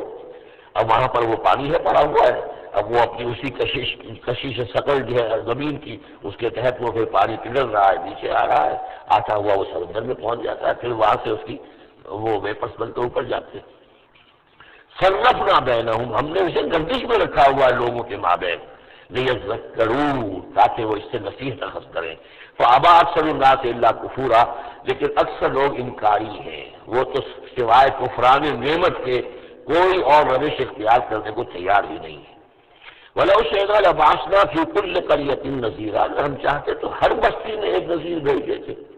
لیکن ہمارا قاعدہ یہ ہے کہ ہم بستیوں کے مرکزی مقام پر، یہ آ جائے گا اگلی صورت کے اندر جا کر، کہ ایک مرکزی مقام میں ہم رسول بھیجتے رہے، یہ نہیں کہ ہر بستی میں بھیج دیں۔ وَلِكُلِّ قَوْمٍ هَادٍ، ہر قوم کے لیے تو ہے، لیکن یہ کہ ہر بستی میں ہو، اب یہ نہیں ہے۔ اللہ تعالیٰ کا طریقہ یہ ہے کہ جو بھی علاقہ ہے، جو اس کا ثقافتی، علمی، تہذیبی، سیاسی مرکز ہے، اس میں رسول کو بھیج دیا، کیونکہ باقی لوگ در حقیقت انہی کے متبعین ہوتے ہیں، انہی کے فالوورز ہوتے ہیں، انہی کی پیروی کرنے والے ہوتے ہیں۔ فَلَا تُطِعِ الْكَافِرِينَ وَجَاهِدْهُمْ بِهِ جِهَادًا كَبِيرًا، تو اے نبی آپ ان کافرین کی بات، کافروں کی بات مت مانیے۔ دیکھیے اطاعت دو معنی میں ہے، اطاعت ایک یہ کہ کسی نے حکم دیا اور آپ نے اس کی بات مان لی، یہ بھی اطاعت ہے کسی نے مخلصانہ انداز میں آ کے مشورہ دیا، دیکھو محمد اتنی سختی نہ کرو، یہ تم اپنی قوم کے ساتھ لڑائی مول لے رہے ہو، کیا فائدہ ہوگا، قوم ڈیوائیڈڈ ہو جائے گی، اور سوچ لو ہمارے جو قبیلے کی کوئی اگر عرب کے اندر کوئی دھاک بیٹھی ہوئی ہے تو اس لیے کہ ہمارا قبیلہ مجتمع ہے، اب اس طریقے سے تم نے جو معاملہ کر دیا، بھائی کو بھائی سے کٹوا دیا اور والدین سے بیٹوں کو جدا کر دیا، تو اس کا کیا ہم کام، اس سے بہتر ہے صلح جل ہونی چاہیے، اور مل جل کر کوئی بات کیجیے ایسی کہ جس سے صلح ہو جائے، کچھ آپ اپنی منوا لیں، کچھ ان کی مان لیں۔ اس قسم کا باقاعدہ کردار جو ولید بن مغیرہ کا کردار یہی تھا، اور وہ یہی چاہتا تھا کہ کسی طریقے سے یہ تصادم ختم ہو اور کسی طرز کے اوپر مصالحت ہو جائے۔ تو بار بار جو کہا جاتا ہے فلاں تو تیل کافر، تو کیا مانے حضور کون سے کافر کی اطاعت کرنے کے لیے آمادہ تھے، لیکن ایسی بات ایسی ہوتی ہے کہ جس کے بارے میں کسی وقت جب کہ آدمی کسی شدید دباؤ میں ہو تو بربنائے طبع بشری ہو سکتا ہے کہ طبیعت جو ہے کچھ اس کی بات سننے کی طرف سے مائل ہو ہی جائے، جیسا کہ ہم سورہ بنی اسرائیل میں پڑھ چکے ہیں، وَإِن كَادُوا لَيَفْتِنُونَكَ عَنِ الَّذِي أَوْحَيْنَا إِلَيْكَ لِتَفْتَرِيَ عَلَيْنَا غَيْرَهُ وَإِذًا لَّاتَّخَذُوكَ خَلِيلًا، یہ لوگ تو تلے ہوئے ہیں کہ آپ کو بچلا دیں اس چیز سے کہ جو ہم نے آپ پر وحی کی ہے، کہ آپ کچھ اور گھڑ کر ہماری طرف منسوب کر دیں، پھر یہ آپ کو دوست بنا لیں گے، جھگڑا ختم، لڑائی ختم ہو جائے گی۔ لڑائی تو ان کو ہماری آیات سے ہے، ہمارے قرآن سے ہے، ذاتی آتے پر کوئی جھگڑا نہیں ہے، لیکن یہ کہ فرمایا وَلَوْلَا أَن ثَبَّتْنَاكَ لَقَدْ كِدتَّ تَرْكَنُ إِلَيْهِمْ شَيْئًا قَلِيلًا، اور اگر ہم نے ہی آپ کو جمائے نہ رکھا ہوتا تو اے محمد صلی اللہ علیہ وسلم ممکن تھا کہ آپ کچھ نہ کچھ ان کی طرف جھک ہی جاتے۔ تو یہ جو دباؤ تھا شدید، اس کا اندازہ کیجیے اس سے، تو فرمایا جا رہا ہے فلاں سے تیل کیا تھا، آپ کی باتیں نہیں بس سنیں، اس قسم کی کسی بات کے لیے آپ جس کو کہتے ہیں تو لینڈ اینڈ ایئر، کہ آپ اپنا کان اس کو دیں کہ وہ آپ کے کان میں آ کر یہ بات کر دیں، یہ نہیں نہ کریں، اس کی بھی آپ اس کا موقع نہ دیں۔ وَجَاهِدْهُمْ بِهِ جِهَادًا كَبِيرًا، اور آپ ان کے ساتھ اس قرآن کے ساتھ جہاد کیجیے، یہ قرآن تلوار ہے، اس کے ساتھ جہاد کیجیے اور بڑا جہاد کیجیے، یعنی مکے میں جو جہاد ہو رہا تھا 12 برس تک جو ہوا ہے، وہ تلوار والا جہاد نہیں تھا، وہ قتال نہیں تھا، وہ جہاد بالقرآن تھا۔ یہ بہت اہم موضوع ہے جس میں میری تقریر موجود ہے، کتاب کا موجود ہے، بلکہ دو ہے، جہاد بالقرآن اور پھر جہاد بالقرآن کے 5 محاذ۔ آج بھی ہمارے ہاں جو بھی قومی مسائل ہیں، ملکی مسائل ہیں، ہمارے اس وقت اجتماعی مسائل ہیں، واقعہ یہ ہے کہ ان کے لیے 5 محاذ ہیں جن پر کہ قرآن مجید کی شمشیر ہاتھ میں لے کر جہاد کرنے کی ضرورت ہے۔ اب اس وقت ظاہر بات ہے کہ اس کا موقع نہیں ہے، لیکن یہ کہ اس اعتبار سے کہ ایک انقلابی جد و جہد اللہ کے دین کو قائم کرنے کی جد و جہد میں دعوت قرآن کے ذریعے سے، تربیت قرآن کے ذریعے سے، تزکیہ قرآن کے ذریعے سے، یہ ساری چیزیں ہم پڑھتے چلے آ رہے ہیں۔ تفسیر قرآن کے ذریعے، انذار قرآن کے ذریعے، تذکیر قرآن کے ذریعے، اور جو سینوں کے اندر کے جو روگ ہیں ان کا علاج قرآن سے، شفاء لما فی الصدور، نصیحت قرآن سے، یہ سارا قرآن سے۔ تو اس حوالے سے جاہدہم بہ جہادا کبیرا وہو الذی مرج البحرین، اور وہی ہے اللہ جس نے کہ دو دریا چلا دیے، دو روئیں چلا دی۔ ھذا عذب فرات، یہ ہے بہت ہی عمدہ خوش ذائقہ اور خوشگوار اور میٹھا پانی۔ وھذا ملح اجاج، اور دوسری رو چل رہی ہے کہ جو کڑوی اور نمکین پانی کی ہے۔ وجعلنا بینہما برزخا وحجرا محجورا، اور ان کے مابین ہم نے پردہ لگا رکھا ہے، نظر نہیں آتا، اور ایک آڑ ہے، اوٹ ہے کہ وہ آپس میں ملتے نہیں ہیں۔ اللہ تعالیٰ کی یہ یعنی صنعائی ہے، اللہ کی قدرت ہے۔ وهو الذی خلق من الماء بشرا، وہی ہے جس نے پانی سے بنایا انسان، فجعلہ نسبا وصہرا۔ اب یہاں پانی سے مراد منی بھی ہو سکتی ہے کہ جس سے ظاہر بات ہے کہ جو انسان کی تخلیق کا معاملہ ہوتا ہے، جو مشاہدے میں ہے لوگوں کے، وہ تو یہ ہے کہ گندے پانی سے تخلیق کا آغاز ہوتا ہے۔ فجعلہ نسبا وصہرا، اور پھر اس کے لیے ایک تو یہ کہ اس کے آباء و اجداد ہیں، نسب ہے اس کی، اور ایک سسرالی رشتے، بیوی کے حوالے سے بھی ظاہر بات ہے کہ جو ساس اور سسر ہے وہ بھی ایک طرح کے والد اور والدہ ہی ہے، یہ بھی گویا کہ اللہ تعالیٰ نے ان کو وہی رتبہ عطا کیا ہے، اور اس طریقے سے رشتے جڑتے چلے جاتے ہیں۔ ورنہ تو یہ ہوتا کہ ایک ہی خاندان کے رشتے جو ہیں وہ چلے جا رہے ہیں، وہ آئسولیٹڈ ہو رہے تھے خاندان، لیکن یہ کہ جب یہ رشتے ہوتے ہیں شادی بیاہ سے تو وہ خاندانوں کے مابین ناطے بن جاتے ہیں، رشتے ہیں اور ناطے ہیں، اور اس طریقے سے تانا بانا جو ہے اس میں نوع انسانی کو اللہ تعالیٰ نے بن رکھا ہے۔ فجعلہ نسبا وصہرا وکان ربک قدیرا، اور آپ کا رب جو ہے وہ سب قدرت رکھنے والا ہے۔ ویعبدون من دون اللہ ما لا ینفعهم ولا یضرهم، اور وہ بندگی کرتے ہیں، پرستش کرتے ہیں اللہ کے سوا ان کی جو نہ انہیں کوئی نفع پہنچا سکتے ہیں اور نہ نقصان۔ وکان الکافر علی ربہ ظہیرا، اور یہ کافر لوگ جو ہیں یہ اپنے رب کی طرف پیٹھ کیے ہوئے ہیں، انہوں نے ادھر تو پیٹھ کی ہوئی ہے، ادھر توجہ کرنی ہی نہیں۔ وما ارسلناک الا مبشرا ونذیرا، اور نہیں بھیجا ہم نے آپ کو مگر مبشر اور نذیر بنا کر، جو بھی حق کا راستہ اختیار کرے ان کو بشارت دیجیے، راح و ریحان و جنت النعیم، اللہ کی مغفرت اور رحمت کی بشارت، اور جو لوگ اس کو رد کر دیں، انکار کر دیں، ان کو خبردار کر دیجیے کہ پھر جہنم تمہارے لیے تیار ہے۔ قل ما اسألکم علیہ من اجر الا من شاء ان یتخذ الی ربہ سبیلا، ان سے کہہ دیجیے کہ میں نے تم سے آج تک کوئی اجرت نہیں مانگی، میں نے کبھی تم سے، میں جو تمہیں یا قرآن سناتا ہوں، یہ جو شاعر لوگ آتے ہیں قصیدے پڑھتے ہیں تو کچھ انعام چاہتے ہیں، یہ سامر جو آتے ہیں جو کہانیاں سناتے ہیں راتوں کو، سامر بھی تہجرون جو ہے، تو اس کا معاملہ کیا، وہ بھی تم سے انعام، میں نے کبھی تم سے کچھ مانگا ہے؟ میں خلوص و اخلاص کے ساتھ تمہاری خیر خواہی میں یہ کام کر رہا ہوں۔ قل ما اسألکم علیہ من اجر الا من شاء ان یتخذ الی ربہ سبیلا، سوائے اس کے کہ میں یہ چاہتا ہوں کہ جو بھی تم میں سے چاہے، جسے بھی توفیق ہو جائے، وہ اپنے رب کی طرف راستہ اختیار کر لے، رب کے راستے پر آ جائے۔ گویا کہ میرا تو اگر کوئی اجر بھی ہے تو یہی ہے، مجھے اگر کوئی شے تمہاری طرف سے مطلوب ہے تو بس یہی مطلوب ہے کہ تم سیدھے راستے پر آ جاؤ، مجھے اور کچھ اپنی ذاتی کوئی منفعت، میری کوئی ذاتی غرض نہیں ہے۔ وتوکل علی الحی الذی لا یموت، اور اے نبی آپ توکل کیے رکھیے اسی ہستی پر کہ جو الحی ہے، الحی القیوم، جو کہ زندہ ہے اور زندہ جاوید ہے، الذی لا یموت، جسے کبھی مرنا نہیں ہے، جس پر کبھی موت وارد نہیں ہوگی، وسبح بحمدہ، اور اس کی حمد کے ساتھ آپ تسبیح کیجیے، وکفیٰ بہ بذنوب عبادہ خبیرا، اور اپنے بندوں کے گناہوں سے وہ کافی ہے باخبر ہونے کے اعتبار سے۔ یعنی آپ یہ نہ سمجھیے کہ یہ جو کچھ کر رہے ہیں یہ کہیں ایسا نہ ہو کہ ان کے معاملات جو ہیں کہ ریکارڈ نہ ہو رہے ہوں، انہیں بھرپور سزا نہ ملے، ان کا ایک ایک کرتوت ہمارے پاس ریکارڈ ہو رہے ہیں، اور ان کے تمام چیزیں جو ہیں ان کا ان کو بھرپور جواب دینا پڑے گا اور بھرپور بدلہ انہیں ملے گا۔ الذی خلق السماوات والارض وما بینہما فی ستۃ ایام، وہی کہ جس نے پیدا کیا آسمانوں اور زمین کو اور جو کچھ کہ ان کے مابین ہے 6 دنوں میں، ثم استوى علی العرش، پھر وہ متمکن ہو گیا عرش پر، تخت پر۔ الرحمن، وہ رحمان ہے۔ فاسأل به خبیرا، کہ ذرا پوچھو، کوئی ہے کہ جو اس کی خبر رکھتا ہو، جو اس کے بارے میں معلومات رکھتا ہو، ان سب سے پوچھو اس رحمان کی صفات کیا ہے، اس رحمان کی شان کیا ہے، جاؤ تم تلاش کرو۔ یہ جو کبھی ہم پڑھا کرتے تھے ہائی اسکول میں ہمارے زمانے میں، کہ مجھ کو ہے تیری جستجو، مجھ کو تیری تلاش ہے، خالق میرے کہاں ہے تو، مجھ کو تیری تلاش ہے. تو ایک عرض ہے انسان کے اندر، وہ محسوس کرتا ہے کہ کوئی ہے، کوئی تو ہے جس نے مجھے پیدا کیا ہے. اب میں کیسے تلاش کروں، کہاں ملوں، کہاں ملے گا، کیسے اسے بات ہو سکتی؟ فاسأل بہ خبیرا، تو جاؤ ایسے لوگوں کو تلاش کرو کہ جو اس کے ساتھ کچھ آشنائی رکھتے ہوں، جو اس کے جاننے والے ہوں، جس کی کوئی دوستی ہو، اور ان کی صحبت اختیار کرو. کونوا مع الصادقین، تو یقیناً تمہیں جو ہے اللہ تعالیٰ کی معرفت حاصل ہوگی. وَإِذَا قِيلَ لَهُمُ اسْجُدُوا لِلرَّحْمَٰنِ، اور جب ان سے کہا جاتا ہے سجدہ کرو رحمان کو، قالوا وما الرحمن، کیونکہ یہ رحمان کے لفظ سے بدعتے تھے، یہ صرف اللہ کا لفظ استعمال کرنا چاہتے تھے. رحمان جو ہے،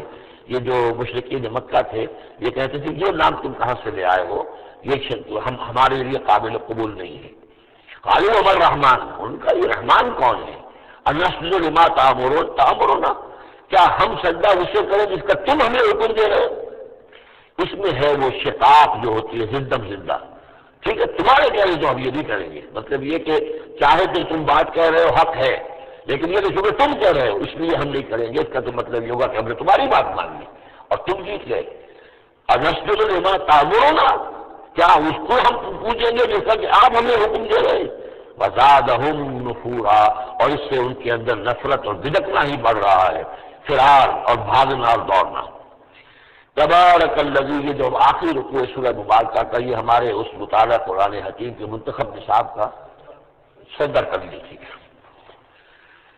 یہ بات کر رہا تھا کہ یہ جو آخری رکوع ہے سورہ فرقان کا، یہ ہمارے اس مطالعہ قرآن حکیم کے منتخب نصاب کا ایک اہم درس ہے.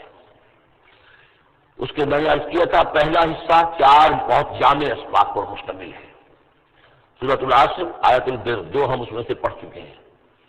دوسرے حصے میں کچھ ایمان کے مباحث تھے، ایمان کی ماہیت، ایمان کی حقیقت. اس میں ہم سورہ آل عمران کے آخری رکوع کی آیات پڑھ چکے ہیں،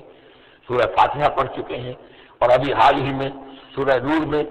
یہ آیات نور جو ہیں 5واں رکوع سورہ نور کا. تیسرا حصہ ہے اس کا عمل صالح کی تشریح پر. تو عمل صالح کے ضمن میں سب سے پہلے مرحلہ آتا ہے انفرادی شخصیت، انفرادی سیرت و کردار. اس کا سب سے پہلا سبق وہ تھا جو ہم پڑھ چکے ہیں سورہ مومنون کے شروع میں، وہ 11 آیات. تعمیر سیرت کی اساسات کیا ہیں، کن چیزوں پر، کن بنیادوں پر جو اللہ چاہتا ہے کہ ایک بندہ مومن کی سیرت جو ہے وہ تعمیر ہو، وہ کس اساسات پر ہوگی. تو قد افلح المؤمنون الذين هم في صلاتهم خاشعون والذين هم عن اللغو معرضون والذين هم للزكاة فاعلون والذين هم لفروجهم حافظون إلا على أزواجهم أو ما ملكت أيمانهم فإنهم غير ملومين فمن ابتغى وراء ذلك فأولئك هم العادون والذين هم لأماناتهم وعهدهم راعون والذين هم على صلواتهم يحافظون أولئك هم الوارثون الذين يرثون الفردوس هم فيها خالدون. تو یہ تو گویا کے اساسات ہیں. اب یہ کہ وہ پوری تعمیر شدہ شخصیت، میچور بندہ مومن، پوری تعمیر شدہ شخصیت، اس کے خد و خال کیا ہوں گے، وہ ہے کہ جو اس رکوع میں آ رہے ہیں. ایک میچور بندہ مومن کی شخصیت جو ہے اس کے کیا خصائص ہیں، کیا اوصاف ہیں. لیکن اس سے پہلے 2 آیات کے اندر ایمان کے ضمن میں جو قرآن مجید کا جو فطری طرز استدلال ہے اس کا خلاصہ آ گیا ہے. تبارک الذی جعل فی السماء بروجا، بہت بابرکت ہے وہ ذات جس نے کہ آسمان میں برج بنائے، وجعل فیہا سراجا وقمرا منیرا، اور اس میں رکھ دیا ایک چراغ اور چاند جو کہ روشن ہے. اب یہاں نوٹ کیجئے کہ سورج کو سراج کہا ہے. سورج میں چونکہ کمبسچن کا عمل تحریک جل رہا ہے، اس کے اندر حرارت ہے، لہذا اس کو چراغ کہا ہے. اور قمر کو نور کہا ہے صرف، کیونکہ وہ ریفلیکشن ہے. قمر کے اندر کوئی جو ہے پروسیس کمبسشن کا نہیں ہے، کوئی اس کے اندر حرارت نہیں ہے، بلکہ وہ تو ٹھنڈی جگہ ہے. ایسے ہی جیسے کہ ہماری زمین کی سطح ہے ویسے ہی اپنے جا کر لوگ دیکھ بھی آئے ہیں اپنے قدموں تلے، یوں بھی سمجھیے کہ اس زمین کو روند بھی آئے ہیں، چاند کی زمین کو. یہ اس کا نور ہے لیکن وہ نور ریفلیکٹڈ ہے. اور سراج جو ہے وہ ہے اصل میں سورج. وَهُوَ الَّذِي جَعَلَ اللَّيْلَ وَالنَّهَارَ خِلْفَةً، وہی ہے جس نے کہ دن اور رات کو بنا دیا ہے ایک دوسرے کے پیچھے لگا ہوا. لِمَنْ أَرَادَ أَنْ يَذَّكَّرَ، ان لوگوں کے لیے جو چاہیں نصیحت اخذ کرنا. اسی سے یہی آیات الہیہ ہیں کہ جن سے انسان کو اللہ کی معرفت حاصل ہوتی ہے، اس کی قدرت، اس کا علم، اس کی حکمت کا اندازہ ہوتا ہے۔ او ارادہ شکورا، یا جو اللہ تعالیٰ کی نعمتوں کے پہلو سے اس کا شکر کرنا چاہیں تو اس کے لیے کائنات کا ذرہ ذرہ جو ہے گویا کہ اللہ کی توحید پر، اللہ کی قدرت پر، اللہ کی صنائی پر، اللہ کی حکمت پر دلالت کر رہا ہے۔ بس یہ دو آیتیں تو سمجھیے کہ ایمان کے ضمن میں تمہیدی آیتیں ہیں۔ اب وہ ایک نقشہ کھینچ گئے ہیں کہ اللہ کے عباد الرحمان، اللہ کے بندے، خاص اللہ کے بندے، اللہ کے چہیتے بندے، اللہ کے محبوب بندے کیسے ہوتے ہیں۔ اس کو پڑھیے اسی طریقے سے کہ دل میں ارادہ رکھیے، کم سے کم امنگ اور آرزو تو ہو کہ ہم بھی اللہ تعالیٰ ہمیں توفیق دے کہ ہم ایسے ہی بننے کی کوشش کریں۔ وعباد الرحمن الذین یمشون علی الارض ہونا،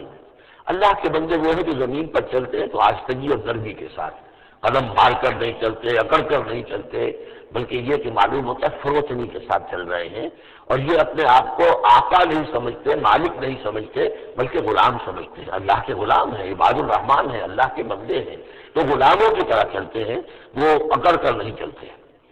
وَإِذَا خَاطَبَهُمُ الْجَاهِلُونَ قَالُوا سَلَامًا، ایک ان کا وصف یہ ہے کہ جب جاہل لوگ، اجڑ لوگ، مشتعل مزاج لوگ خامخواہ ان سے الجھنا چاہیں، بحث و مباحثے میں انہیں جو ہے وہ خامخواہ الجھانا چاہیں تو وہ کہتے ہیں سلام، وہ الجھتے نہیں، بحث اور تمیز کے اندر نہیں۔ جب وہ دیکھتے ہیں کہ ایک شخص بحث پر اتر آیا، وہ اب بات سمجھنا نہیں چاہتا، اس کے اوپر ضد جو ہے وہ مسلط ہو چکی ہے، تو اب خامخواہ اس کے ساتھ وہ الجھے رہنا، جس کو ہم کہتے ہیں ہمارے یہاں وہ پنجاب میں یہ سینگ پھنسا کر آدمی جو ہے وہ اپنا وقت ضائع کرے، اس کا بھی وقت ضائع کرے، کوئی فائدہ نہیں۔ بچور آدمی یہ کہ دیکھے اگر تو واقعی یہ بات سمجھنا چاہ رہا ہے تو سمجھائے، نہیں سمجھنا چاہتا، اس کی اصل میں نیت ہی نہیں ہے، تو پھر خامخواہ اس کے ساتھ الجھنے کا فائدہ نہیں۔ والذین یبیتون لربہم سجدا وقیاما، اور وہ لوگ کہ جو راتیں بسر کرتے ہیں اپنے رب کے لیے سجدے اور قیام میں۔ یہاں وہ بات بہت واضح ہو گئی، جہاں تک 5 فرض نمازیں ہیں وہ تو فرض ہیں، وہ تو تعمیر سیرت کی بنیادیں ہیں، ان کی تو مداومت کرنی ہے۔ والذین یحافظون والذین هم علی صلواتہم یحافظون، لیکن یہ لوگ جو ہیں جن کے دل آشنا ہو گئے ہوں اللہ سے، اگر یہ اللہ کے ساتھ دوستی ہو چکی ہو تو پھر یہ کہ رات کا وقت ہوتا ہے کہ جس میں پھر بندہ اٹھتا ہے، کوئی دیکھ نہیں رہا ہے، لوگ سوئے ہوئے ہیں، کوئی ڈسٹربنس نہیں ہے۔ کل ہماری تو آج کل شہری زندگی میں راتوں میں بھی ڈسٹربنس رہتی ہے، لیکن یہ کہ عام طور پر بہرحال دن کے مقابلے میں تو ایک سکون کی کیفیت ہوتی ہے۔ اس وقت اپنے رب سے راز و نیاز کی باتیں، کبھی اس کے سامنے کھڑے ہیں، کبھی سر میں سجود ہیں۔ والذین یبیتون لربہم سجدا وقیاما والذین یقولون، اور وہ کہتے رہتے ہیں سب کے باوجود، ربنا اصرف عنا عذاب جہنم، اے رب ہمارے عذاب جہنم کو ہم سے پھیر دے، دور کر دے۔ یہ سورہ نور میں بھی ہم نے پڑھا تھا کہ وہ ساری شخصیت جو ہے بیان کرنے کے بعد وہ اس کے بعد بھی لرزاں و ترساں رہتے ہیں۔ یوم تتقلب فیہ القلوب والابصار، ڈرتے رہتے ہیں اس دن کے خیال سے کہ جس میں نگاہیں اور دل الٹ لیے جائیں گے قیامت کے دن سے۔ ان عذابہا کان غراما، یقیناً اس کا عذاب جو ہے وہ چمٹ جانے والی شے ہے۔ انہا ساعت مستقر و مقامہ، پروردگار وہ جگہ جہنم جو ہے یقیناً بہت بری جگہ ہے، مستقل قیام کے لیے بھی اور تھوڑی دیر کے لیے بھی۔ تو میں نے عرض کیا تھا کہ دنیا میں بری سے بری جگہ بھی جو ہے اس میں بھی آپ تھوڑی دیر کے لیے جائیں گے تو ریکریشن ہو جائے گی چینج کی وجہ سے، اور اچھی سے اچھی جگہ جو ہے اس میں بھی مستقل رہنا پڑے تو پھر اس کے اندر کوئی حسن اور کوئی جو ہے دلچسپی باقی نہیں رہے گی۔ تو اس کے بجائے جو جنت کا اور جنت کا تصور دیا جا رہا ہے، جنت اتنی اچھی جگہ ہے کہ مستقل طور پر رہنے کے باوجود اس کی دلچسپیوں میں، اس کی رہنمائیوں میں کوئی کمی نہیں ہوگی، اور جہنم اتنی بری جگہ ہے کہ ایک لحظے کے لیے بھی کسی کا قدم وہاں گیا تو وہ اپنی پوری جو ہے سختی اس کے اوپر ظاہر کر دے گی۔ والذین اذا انفقوا لم یسرفوا ولم یقتروا وکان بین ذلک قواما، اور وہ لوگ جو خرچ کرتے ہیں تو نہ تو وہ اسراف کرتے ہیں اور نہ ہی بخل سے کام لیتے ہیں، بلکہ اس کے بین اعتدال جو ہے واقعہ یہ ہے کہ دنیا کا مشکل ترین کام ہے، توازن اور اعتدال۔ ظاہر بات ہے یہ لوگ جو میچور ہیں، سمجھدار ہیں، اب ان کے ہاں یہ ہوگا کہ ان کی اس خرچ کرنے کے معاملے میں بھی اعتدال ہوگا۔ والذین لا یدعون مع اللہ الہ آخر، 3 کبیرہ گناہ وہ ہیں جیسا کہ ہم نے پڑھا ہے سورہ نساء میں بھی، ان تجتنبوا کبائر ما تنہون عنہ، تو بڑے بڑے گناہ وہ کون سے ہیں کہ جن سے اگر تم باز رہو تو باقی چھوٹے گناہ تو اللہ تعالیٰ جو ہے وہ معاف بھی کرتا رہے گا۔ اور ان میں سے سب سے بڑا تو 2 مرتبہ فرمایا شرک، اور شرک کے بعد پھر قتل ناحق اور پھر زنا، یہ 3 ہیں۔ قتل ناحق سے بھی در حقیقت تمدن کی جڑ پڑ جاتی ہے، اور زنا سے تمدن جو ہے وہ سلاس بن جاتا ہے، پھر اس کے اندر گندگی ہو جاتی ہے۔ تو اس حوالے سے یہ 3 چیزیں یہاں بیان کی جا رہی ہیں۔ والذین لا یدعون مع اللہ الہا آخر، وہ لوگ کہ جو نہیں پکارتے اللہ کے ساتھ کسی اور معبود کو۔ ولا یقتلون النفس التي حرم اللہ الا بالحق، نہ ہی قتل کرتے ہیں کسی جان کو جس کو کہ اللہ نے محترم ٹھہرایا ہے مگر حق کے ساتھ۔ قتل کے بدلے قتل والا معاملہ ہے، یا مرتد کا قتل ہے، یا زانی شادی شدہ کا رجم ہے، جو بھی ہے۔ ولا یزنون، نہ وہ زنا کرتے ہیں۔ ومن یفعل ذلک یلقى اثاما، اور جو کوئی بھی یہ کام کرے گا وہ اس کی پاداش کو پکڑ کر اس کو جو ہے اس حاصل کر کے رہے گا، یا لازمہ اس کی سزا اس کو مل کر رہے گی۔ یلقى اثاما یضاعف له العذاب یوم القیامہ، قیامت کے دن اس کا عذاب دگنا کر دیا جائے گا۔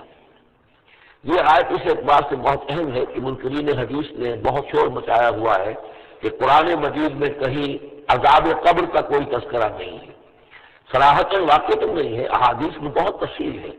لیکن یہ کہ یہ مقام ایسا ہے کہ جس سے ثابت ہوتا ہے کہ قیامت کے دن سے پہلے بھی عذاب ہے۔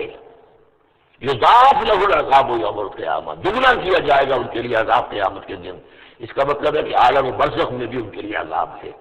اور جو فرمایا گیا ہے کہ یہ جو قبر کا گڑھا ہے، یا یہ جہنم کے گڑھوں میں سے گڑھا ہے، اور یا جنت کے باغیچوں میں سے باغیچہ ہے، اور یا تو وہاں کھڑکی کھول دی جاتی ہے جنت کی جہاں سے ٹھنڈی ہوائیں اور خوشبوئیں آتی رہتی ہیں، اور یا یہ کہ کھڑکی کھول دی جاتی ہے جہنم کی طرف جس سے آگ کی لپٹ اور گرمی جو ہے اور لو جو ہے وہ آتی رہتی ہے۔ یضاعف له العذاب یوم القیامہ، قیامت کے دن اس کے لیے عذاب دگنا کر دیا جائے گا۔ ویخلد فیہ مہانا، اور پھر وہ رہے گا اس عذاب میں ہمیشہ ہمیشہ۔ الا من تاب، ہاں استثناء ہے، استثناء یہ ہے من تابہ، جو جس نے توبہ کر لی دنیا ہی کے اندر موت کے آنے سے پہلے معلم یغرغر۔ الا من تاب و آمن، اور ایمان لایا۔ گویا کہ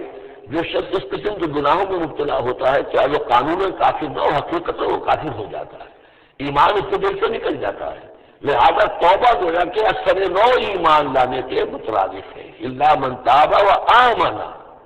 وعمل عملا صالحا، اور وہ پھر عمل کرے نیک، فاولئک یبدل اللہ سیئاتہم حسنات، تو ایسے لوگوں کی برائیوں کو اللہ تعالیٰ نیکیوں سے بدل دیتا ہے۔ اس کے دونوں معنی ہے کہ توبہ کے نتیجے میں ایک تو نامہ اعمال میں جو اندراج ہوا تھا برائی کا وہ صاف ہو جائے گا، اور اس کی جگہ نیکی کا اندراج ہو جائے گا۔ اور یہ معنی بھی ہے کہ زندگی میں اس دنیا میں توبہ کے نتیجے میں اخلاق جو ہے وہ پاک صاف ہو جاتے ہیں، دامن اخلاق کے دھبے دھل جاتے ہیں، اور انسان کا جو دامن کردار ہے پھر صاف شفاف ہو جاتا ہے۔ وکان اللہ غفور الرحیم، اور اللہ تعالیٰ غفور الرحیم ہے۔ ومن تاب وعمل صالحا، دوبارہ تکرار کی گئی، اور جو توبہ کرے پھر نیک عمل کرے، فإنہ یتوب الی اللہ متابا، تو وہ ہے کہ جو توبہ کرتا ہے اللہ کی جناب میں جیسا کہ توبہ کرنے کا حق ہے۔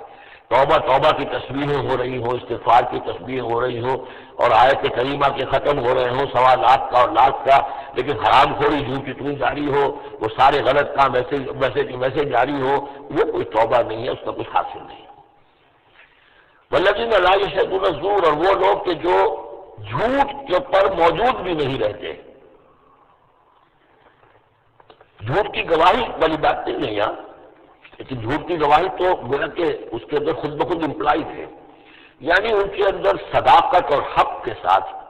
اتنی غیرت ہوتی ہے کہ جہاں کوئی جھوٹ کا گزر بھی ہو وہاں وہ اپنی موجودگی بھی پسند نہیں کرتے۔ جھوٹ کا دھندا ہو رہا ہو، جھوٹ کا کاروبار ہو رہا ہو، جھوٹ بولا جا رہا ہو، یہ وہاں پر ان کی غیرت اور حمیت جو ہے صداقت کے ساتھ اور سچ کے ساتھ تو اتنی ہے کہ وہ وہاں موجودگی بھی اپنی برداشت نہیں کرتے۔ وَإِذَا مَرُّوا بِاللَّغْوِ مَرُّوا كِرَامًا، اسی طریقے سے جب وہ کسی لغو کام کے پاس سے گزرتے ہیں تو اپنے دامن کو بچا کر گزر جاتے ہیں۔ دیکھیے وہاں بھی تھا سورہ مومنین کو شروع کی آیات میں وَالَّذِينَ هُمْ عَنِ اللَّغْوِ مُعْرِضُونَ، کہ جو لغو سے اعراض کرتے ہیں۔ اور یہاں یہ کہ اس کے پاس سے گزر ہو بھی جائے اتفاقاً، خود تو قصد کرنا جو ہے بہت دور کی بات ہے، اس کو کوئی امکان ہی نہیں، اتفاقاً آپ راستہ چل رہے ہیں، دیکھ رہے ہیں کہ مداری کا تماشا ہو رہا ہے، آپ کا کوئی ارادہ نہیں تھا، لیکن وہاں رکیے بھی نہیں، وہاں سے جو ہے اپنے دامن کو بچاتے ہوئے نکل جائیے۔ والذین اذا ذکروا بآیات ربہم، اور وہ لوگ جن کو جب ان کے رب کے آیات کے ذریعے سے نصیحت کی جاتی ہے، سمجھایا جاتا ہے، لم یخروا علیہا صما وعمیانا، تو نہیں گر پڑتے اس پر بہرے اور اندھے ہو کر۔ اس کے بھی دونوں معنی ہیں، ایک تو یہ کہ مخالفت پر اندھے بہرے ہو کر کمر کس لینا، جیسے کہ قریش کر رہے تھے، تو گویا کہ تعریض ہے، ان پر ایک طنزیہ انداز ہے یہ کہ یہ لوگ جس طریقے سے کر رہے ہیں وہ معاملہ اللہ کے بندوں کا نہیں ہوتا۔ لیکن یہ دوسری طرف یہ بات بھی ہے کہ آیات قرآنیہ کو بھی اندھے بہرے ہو کر تو نہیں پڑھنا ہے اور سننا ہے، بلکہ غور کرنا ہے۔ افلا یتدبرون القرآن ام علی قلوب اقفالها، تو کیا یہ قرآن کی آیت پر تدبر نہیں کرتے؟ وَتَدَبَّرُوا فِيهِ لَعَلَّكُمْ تُفْلِحُونَ، تدبر کرو تب کہ تاکہ تم سمجھو۔ تو اس طریقے سے محض جو ہے وہ قرآن مجید کو بھی اندھے بہرے ہو کر جو ماننا جو ہے اس سے بھی بہرحال عباد الرحمان جن کی یہاں تعریف کی جا رہی ہے ان کے مقام سے وہ جو مقام ہے ان کے مرتبے سے فروتر ہے۔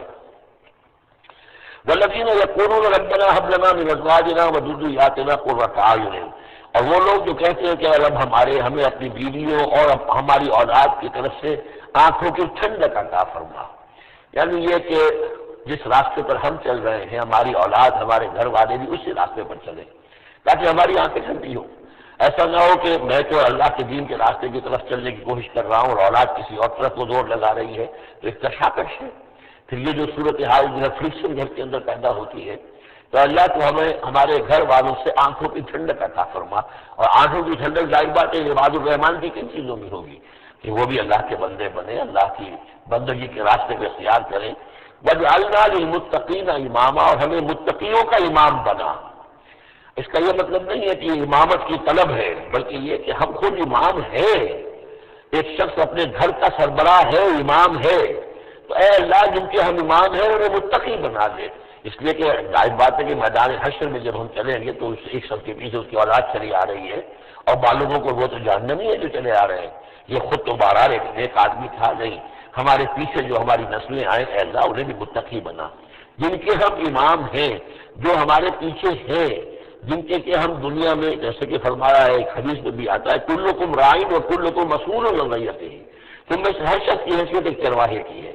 اور اللہ نے کچھ نہ کچھ مخلوق جو ہے اپنی اس کے چرواہے کے حوالے کی ہے۔ تمہاری اولاد ہے، تمہاری بیوی ہے، یہ گھر خنبہ ہے، یہ تمہارا جو ہے یہ گویا کہ تمہارے متبعین ہیں، تمہارے فالوورز ہیں، تو اللہ ہمارے فالوورز کو متقی بنا دے اور ہماری جو امامت ہے وہ متقیوں کی امامت ہو۔